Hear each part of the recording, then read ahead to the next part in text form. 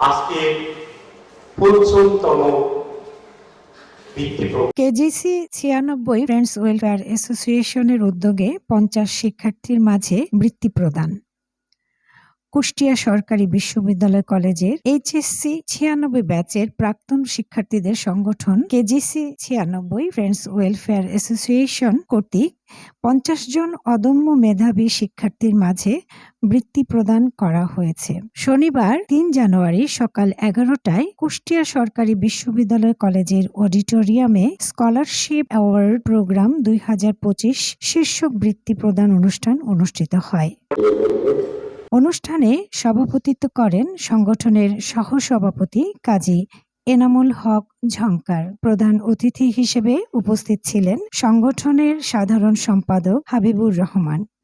অনুষ্ঠানটি সঞ্চালনা করেন ডক্টর শর্মিষ্ঠা হুসাইন। পঞ্চমবারের মতো আয়োজিত এ বৃত্তি প্রদান অনুষ্ঠানে উপস্থিত ছিলেন বৃত্তি কমিটির আহ্বায়ক মোহাম্মদ আনোয়ারুল করিম, প্রধান সমন্বয়কারী এমদাদুল হক এমদাদ, সদস্য সচিব ও লন্ডন প্রবাসী ব্যারিস্টার হাবিবুর রহমান, সদস্য সচিব আল্লামা তানভীর শিশির, যুগ্ম আহ্বায়ক এমদাদুল হক, যুগ্ম সদস্য সচিব রেজিনা রিপা এবং সংগঠনের অন্যান্য সদস্যবৃন্দ।